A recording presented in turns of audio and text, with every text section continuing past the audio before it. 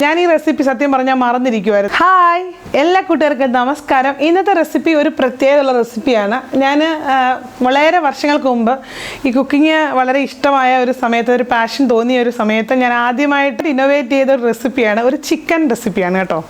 അപ്പോൾ ഒരുപാട് പേര് ഈ ഒരു റെസിപ്പിയിലൂടെയാണ് നമ്മുടെ പേജ് ഫോളോ ചെയ്യാനും എന്നെ കൂടുതൽ അറിയാനും ഒക്കെ കാരണമായത്. ഞാൻ ഈ റെസിപ്പി സത്യം പറഞ്ഞാൽ മറന്നിരിക്കുമായിരുന്നു. ഞാനിപ്പം തേങ്ങാപ്പാൽ ചേർത്ത് ഉണ്ടാക്കുന്നതുകൊണ്ട് ഞാനിപ്പോൾ അങ്ങനെ ചെയ്യാറില്ലായിരുന്നു. അപ്പോൾ കഴിഞ്ഞ ദിവസം നമ്മുടെ ഒരു പ്രിയപ്പെട്ട ഫോളോവറായ ഗ്ലാഡിസ് ആണ് എനിക്ക് ഈ ഒരു ഫോട്ടോ ഫേസ്ബുക്കിൽ നിന്ന് എടുത്ത് അയച്ചു തരികയും അതിൻ്റെ താഴെ കുറച്ച് കമൻറ്റ്സ് എനിക്ക് അയച്ചു തരികയും ചെയ്തത്. അപ്പോൾ ഈ റെസിപ്പി എന്നെ ഓർമ്മിപ്പിച്ചത് ഗ്ലാഡിസ് ആണ്. അപ്പോൾ ഞാൻ ആ ഗ്ലാഡിസിൻ്റെ മെസ്സേജും കൂടെ ഇതിൽ കാണിക്കാം കേട്ടോ. അപ്പോൾ നിങ്ങൾ ഈ റെസിപ്പി ഒന്ന് ട്രൈ ചെയ്ത് നോക്കണം, നല്ല ടേസ്റ്റാണ്. പിന്നെ ഇതിൽ ചേർത്തിരിക്കുന്ന മസാലയുടെ അളവ് മാത്രം നിങ്ങളൊന്ന് ശ്രദ്ധിച്ചാൽ മതി. ഇപ്പം പെരിഞ്ജീരകം ചേർത്തിരിക്കുന്നത് ഞാൻ ആദ്യം കുറച്ച് ചേർക്കും, പിന്നെ ലേശം കൂടെ ചേർക്കുന്നുണ്ട്. അപ്പം നിങ്ങൾ ലേശം നിങ്ങൾക്ക് വേണമെങ്കിൽ മാത്രം ചേർത്താൽ മതി, നോക്കി ടേസ്റ്റ് നോക്കിയിട്ട് ചേർത്താൽ മതി. പിന്നെ ഇതിൽ ലേശം ഗരം മസാലയും കൂടെ ഞാൻ ചേർക്കുന്നുണ്ട്. പെരിഞ്ജീരകം മാത്രം ചേർത്ത് കഴിഞ്ഞാൽ ഇതിന് തേങ്ങാപ്പാലൊന്നും ചേർക്കാത്തതുകൊണ്ട് ഇച്ചിരി ടേസ്റ്റ് കുറഞ്ഞു പോകും. പിന്നെ അതുപോലെ തന്നെ പെപ്പർ പൗഡർ, അതായത് കുരുമുളക് ചേർക്കുന്നത് ഞാൻ ആ പറഞ്ഞ പോലെ തന്നെ ചേർക്കണം കേട്ടോ. ഇത്തിരി കുരുമുളകിൻ്റെ എരിവൊക്കെ മുന്നിട്ട് നിൽക്കുവാണെങ്കിൽ ഈ കറിക്കൊരു പ്രത്യേക ടേസ്റ്റാണ് കേട്ടോ. പിന്നെ എന്നാ ടച്ചിങ്സ് എന്നൊക്കെ പറഞ്ഞ് അങ്ങനെയും ഉപയോഗിക്കാൻ നല്ലൊരു കറിയാണ്. ഇച്ചിരി സെമി ഗ്രേവി ആയിട്ടാണ് ഇത് എടുക്കുന്നത്. അതുപോലെ മല്ലിപ്പൊടി 2 ടേബിൾ സ്പൂണോളം മതി, വേറൊന്നുമില്ല. ഇത്രയൊക്കെ ശ്രദ്ധിച്ചാൽ മതി. പിന്നെ നാട്ടിലുള്ളവർ ഇത് ട്രൈ ചെയ്യുവാണെങ്കിൽ നിങ്ങൾ ഈ ഒരുപാട് പുളിയുള്ള തൈരാണെങ്കിൽ കുറച്ചൊന്ന് അളവ് കുറയ്ക്കാം കേട്ടോ. ഇച്ചിരി വെള്ളം ഒന്ന് കൂട്ടിയാൽ മതി. എന്നിട്ട് തൈരിൻ്റെ അളവ് ഇച്ചിരി കുറയ്ക്കാം. കാരണം നാട്ടിലൊക്കെ നല്ല പുളിയുള്ള തൈരാണല്ലോ. ഇവിടെ കിട്ടുന്ന പുളിയില്ലാത്ത തൈരും അതുപോലെ അധികം പുളിയില്ലാത്ത തക്കാളിയൊക്കെ. അപ്പോൾ അതുകൊണ്ടാണ് ഞാൻ ഇതിൽ കാണിച്ചിരിക്കുന്ന അത്ര അളവ് ചേർത്തതും. അപ്പോഴൊക്കെ നമുക്ക് റെസിപ്പിയിലേക്ക് കിടക്കാം.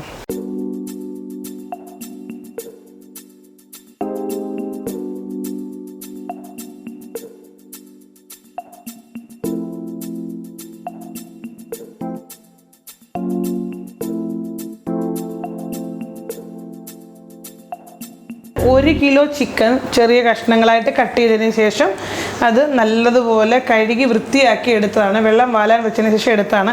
ഇതിലേക്ക് 1/4 ടീസ്പൂൺ മഞ്ഞൾപ്പൊടി ചേർത്ത് കൊടുക്കാം. പാകത്തിന് ഉപ്പ്, കുറച്ച് തൈര് കൂടെ ചേർക്കുന്നുണ്ട്. 2.5 ടേബിൾ സ്പൂൺ തൈര് ഞാൻ ചേർത്തിട്ടുണ്ട് കേട്ടോ.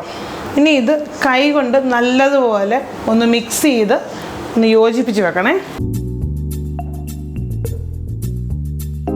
അപ്പോൾ ഇത് നല്ലതുപോലെ മിക്സ് ചെയ്തിട്ടുണ്ട്. ഇനി ഇതൊരു അരമണിക്കൂറോളം, ഏകദേശം ഒരു അരമണിക്കൂറോളം മാറ്റി വെച്ചേക്കണം കേട്ടോ. അത് കഴിഞ്ഞിട്ട് നമുക്ക് കറി ഉണ്ടാക്കാം. അപ്പോൾ ഒരു ഉരുളി വെച്ചിട്ടുണ്ട്. ഉരുളി ചൂടായപ്പോൾ ഇതിലേക്ക് ഞാൻ കുറച്ച് വെളിച്ചെണ്ണ ഒഴിച്ചു കൊടുക്കുകയാണ്. അപ്പോൾ എണ്ണയൊന്ന് ചൂടാകുമ്പോൾ ഇതിലേക്ക് 1/2 ടീസ്പൂൺ കടുകിട്ട് കൊടുക്കാം. കടുക് പൊട്ടുമ്പോൾ ഇതിലേക്ക് 1 തണ്ട് കറിവേപ്പില ചേർത്ത് കൊടുക്കാം.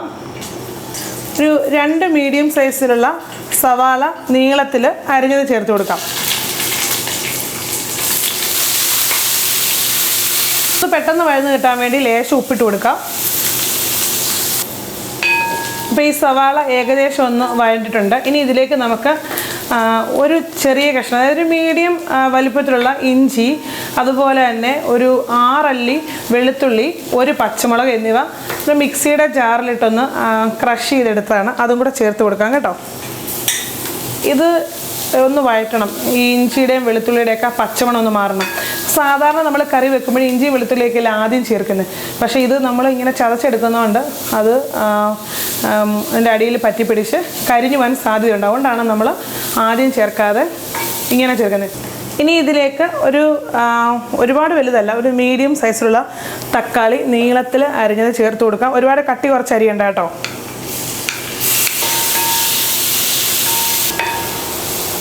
ഇപ്പോൾ ഉള്ളിയും തക്കാളിയൊക്കെ നല്ലതുപോലെ വഴണ്ടിയിട്ടുണ്ട്. ഇനി തീ ഒന്ന് കുറച്ച് വെക്കാം. തീ ഒന്ന് കുറച്ച് വെച്ചിട്ട് നമുക്ക് ഇതിലേക്ക് മസാല ചേർത്ത് കൊടുക്കാം കേട്ടോ. ഉള്ളി അങ്ങനെ ബ്രൗൺ നിറമൊന്നും ആവണ്ട, നല്ലതുപോലെ കട്ടി കുറഞ്ഞ് വാടി ആ ഒരു പരുവായാൽ മതി കേട്ടോ. മഞ്ഞൾപ്പൊടി ഒരു ലേശം ഇത് പുരട്ടി വെക്കാൻ നേരത്ത് ചേർത്തിട്ടുണ്ട്. അതുകൊണ്ട് ഒരു നുള്ളു മഞ്ഞൾപ്പൊടി കൂടെ മതി കേട്ടോ, വളരെ കുറവാണേ. മല്ലിപ്പൊടി, ഞാൻ തന്നെ വീട്ടിൽ പൊടിച്ച മല്ലിപ്പൊടിയാണ്. ലോക്ക്ഡൗൺ ആയതുകൊണ്ട് നാട്ടിൽ നിന്നൊന്നും കൊണ്ടുവരാൻ പറ്റത്തില്ലല്ലോ. ഈ ചെറിയ തീയിലിട്ടിരിക്കുവാണ്. ഒന്ന് വഴറ്റി ഇതിൻ്റെ ആ പച്ചമണം ഒന്ന് മാറി ഇനി ഇതിലേക്ക് നമുക്ക് കുരുമുളക് പൊടി ചേർത്ത് കൊടുക്കാം. അപ്പോൾ നമ്മൾ ഒരുപാട് എരിവിന് സാധനങ്ങളൊന്നും വേറെ ചേർത്ത് കൊടുക്കുന്നില്ല. അതായത് ഇനി നമുക്കിതിലേക്ക് കുരുമുളക് പൊടി ചേർക്കാം. അത് ഞാനൊരു 3/4 ടേബിൾ സ്പൂണോളം ചേർക്കുന്നുണ്ട് കേട്ടോ.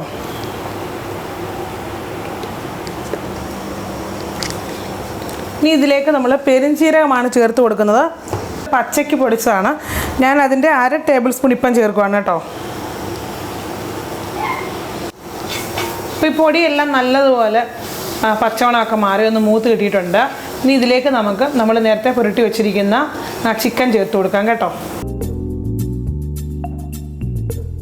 ഇതിൽ ചിക്കൻ ചേർത്തിട്ട് നല്ലതുപോലെ അങ്ങ് മിക്സ് ചെയ്യണം കേട്ടോ.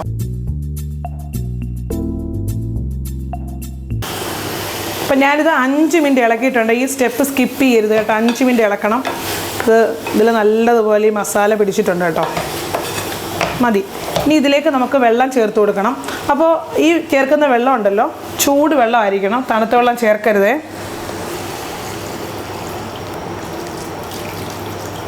അപ്പം ഞാനിവിടെ 2 കപ്പ്, അളവ് കപ്പിന് 2 കപ്പ് വെള്ളം ചേർത്തിട്ടുണ്ട്. 250 ml അളവ് കപ്പിന്. അപ്പോൾ ഏത് കപ്പിനായാലും 2 കപ്പ് വെള്ളം ചേർക്കുക. ഇനി ഇതിൽ കുറച്ച് ഉപ്പ് കൂടെ ചേർത്ത് കൊടുക്കാം. അപ്പോൾ നമ്മൾ ഓൾറെഡി ഉപ്പ് ചേർത്തിട്ടുണ്ടല്ലോ, ഇത് പുരട്ടി വെച്ചപ്പോഴതുകൊണ്ട് വളരെ കുറച്ച് ചേർത്താൽ മതി കേട്ടോ. അപ്പോൾ ഞാനിത് നല്ലതുപോലെ മിക്സ് ചെയ്തിട്ടുണ്ട്. ഇനി നമുക്കിത് അടച്ച് വെച്ചിട്ട് ഒരു മീഡിയം ഫ്ലെയിമിൽ ഒരു 20-25 മിനിറ്റ്സോളം വേവിച്ചെടുക്കാം. ഇടയ്ക്കൊന്ന് ഇളക്കി കൊടുക്കണം കേട്ടോ. നമ്മൾ ഒരുപാട് ഗ്രേവി ഒന്നും ഇട്ടിട്ടില്ല. അപ്പോൾ നമ്മളിത് അടച്ച് വെച്ചിട്ട് കുറച്ച് നേരമായി കേട്ടോ. നമുക്കിനി അടപ്പ് മാറ്റാമേ. ഇടയ്ക്ക് ഞാനൊന്ന് ഇളക്കി കൊടുത്തായിരുന്നു കേട്ടോ. ഒരുപാട് അങ്ങ് ഗ്രേവി പോലെ ഈ കറി വേണ്ട കേട്ടോ. ഈ ഒരു പരുവത്തി മതി. ഒരു 1/2 ടേബിൾ സ്പൂൺ പെരുംജീരകപ്പൊടി ആദ്യം ചേർത്ത് കൊടുത്തായിരുന്നു.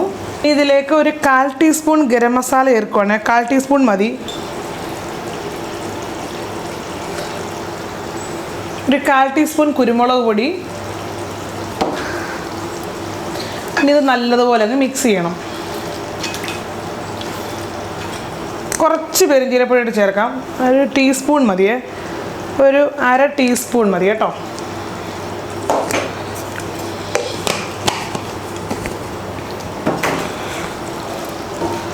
ഇനി ഇതെല്ലാം നല്ലതുപോലെ ഒന്ന് മിക്സ് ചെയ്യാം.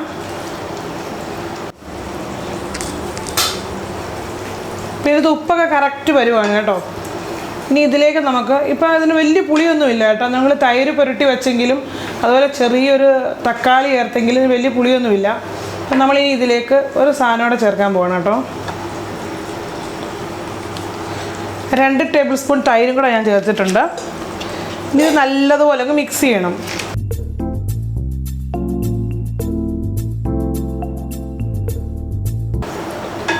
അപ്പോൾ ഇതെല്ലാം നല്ലതുപോലെ മിക്സ് ചെയ്തിട്ടുണ്ട്. ഇനി നമുക്കിവിടെ തീ ഓഫാക്കാം.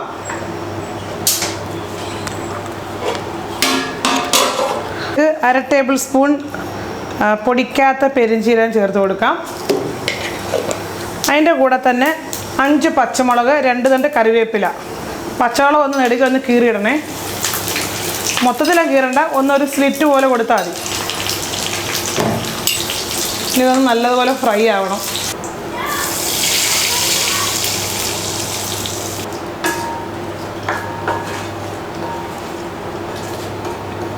അപ്പോൾ നമ്മുടെ കറി ഇവിടെ റെഡി ആയിട്ടുണ്ട്. നല്ല സൂപ്പർ ടേസ്റ്റുള്ളൊരു കറിയാണ്. അപ്പോൾ ഇതിൻ്റെ ഏറ്റവും അട്രാക്റ്റീവ് പാർട്ടെന്ന് പറഞ്ഞാൽ ലാസ്റ്റിൽ ഇങ്ങനെ താളിച്ചൊഴിക്കുന്നതാണ്. ഈ പച്ചമുളകും കറിവേപ്പിലയും പെരുംജീരകം പൊടിക്കാതെയും കൂടെ. ഞാൻ ഈ പെരുംജീരകം പൊടിക്കാതെ താളിച്ചൊഴിച്ച് നോക്കിയിട്ടുണ്ട്. ഇപ്പോൾ പൊടിക്കാതെ ചേർക്കുമ്പോഴാണ് ഈ കറിക്കൊരു ടേസ്റ്റ് വരുന്നത് കേട്ടോ. ഈ കറി നിങ്ങൾക്ക് എല്ലാവർക്കും ഇഷ്ടപ്പെടും. ഇത് ഒരുപാട് അങ്ങ് ഗ്രേവി ആയിട്ടുള്ള കറിയല്ല, ഒരു സെമി ഗ്രേവി ആയിട്ടുള്ള കറിയാണ്. പത്തിയുടെ കൂടെ നല്ല ടേസ്റ്റാണ്.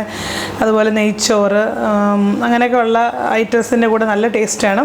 അപ്പോൾ എല്ലാവരും ഒന്ന് ട്രൈ ചെയ്ത് നോക്കണം. എൻ്റെ ഗ്രേവി ഉണ്ടോ, നമ്മളിത് തേങ്ങാപ്പാൽ ഒന്നും ചേർക്കാതെ തന്നെ നല്ല. അപ്പോഴൊക്കെ എല്ലാവരും ട്രൈ ചെയ്തിട്ട് ഇഷ്ടമായെങ്കിൽ വീഡിയോയുടെ താഴെ കമൻറ്റ് ചെയ്യാൻ മറക്കരുത്. വീണ്ടും അടുത്ത ഒരു അടിപൊളി റെസിപ്പിയിൽ കാണുന്നവർ എല്ലാ കൂട്ടുകാർക്കും താങ്ക് യു.